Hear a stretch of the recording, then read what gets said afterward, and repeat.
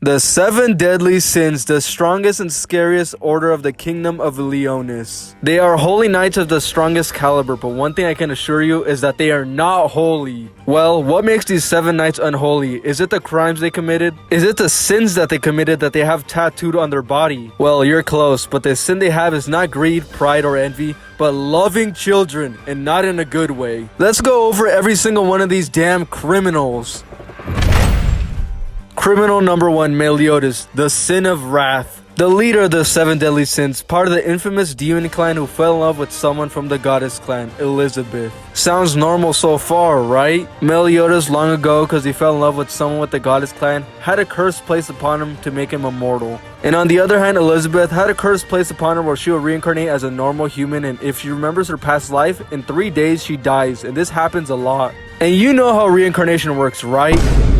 Yeah, this manga panel forever is not gonna be a good look at all, Captain. Yeah, she was his girl in the past, but look, she's a baby right now. Can you at least wait till she's an adult? And if that isn't bad, in the events of the first anime, she's still 16. And Meliodas, at his grand age of 3,000 years old, well, that's a giant age gap. And Meliodas, this dude spends the entire season feeling the goods every single chance he gets, basically harassing her. Multiple times they had to rope him around and restrain him so he could stop touching her. So yeah, put this guy away forever. And Elizabeth, you're not safe. You're in love with this dude. He looks like a child.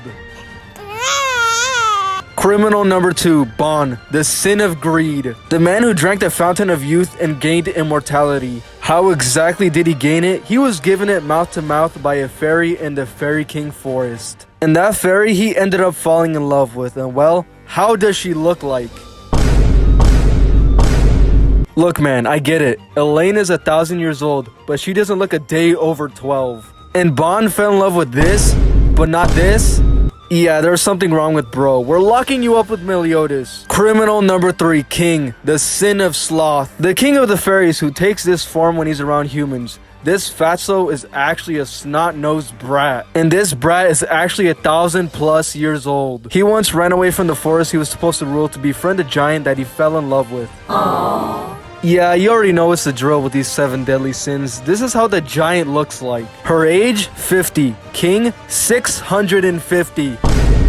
His 600-year age gap is crazy, and let's not forget that he basically raised his wife from a young age. Yeah, King, you're going with your friends in jail too. Criminal number 4, Deanne, the sin of envy. She's of the giant race, and she's the one that King ended up falling in love with. And as much as she is the victim of King, she does end up falling in love with him, and well, King looks like this.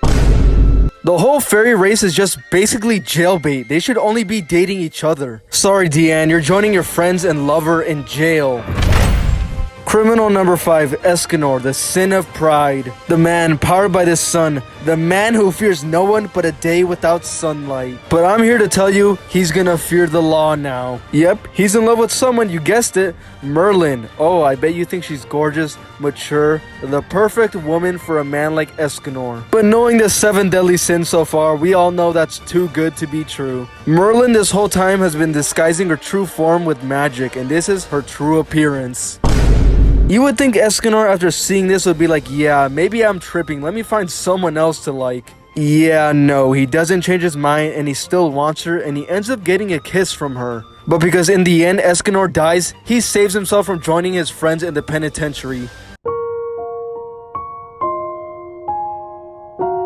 Criminal number 6, Merlin, the sin of gluttony. You would think she's in love with a manly man like Escanor, but no, she passed on him and legit only kissed him out of pity. She had a different interest, Arthur Pendragon, a young boy she took a liking to. I know some of you are gonna say it's just a student-teacher relationship. Well, that relationship is sus. For one reason alone that just proves it. Secret criminal number 7, Jericho, a holy knight of ice. This takes place 16 years after the 7 deadly sins. Jericho trained and raised Lancelot, the son of Bon and Elaine, and well, she ends up falling in love with him.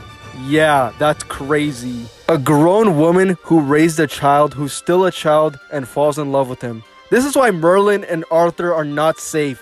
that relationship is sus too. So Jericho and Merlin, you're joining your friends in jail. And last but not least, criminal number 8, Gother, the sin of lust. A human puppet who didn't really know about his past or who he was, but went out of his way to manipulate and mind control a girl to like him. And that girl was 16. What's with these guys and the number 16? Apparently 16 is an adult in this verse, but look, let's be honest, none of these people look like adults. Let's not forget that Gother is 3,000 years old. Yeah, that's a crazy age gap. Well, Gother, on you go to your friends, and you guys are gonna have a blast in jail. Well, it's no surprise that the 7 deadly sins are deadly, but all for one common reason: for being predators. So Warden, line them all up and send them to jail forever. I did my job cleaning the streets of Leona, so the least you could do for me is like, subscribe, and share this video.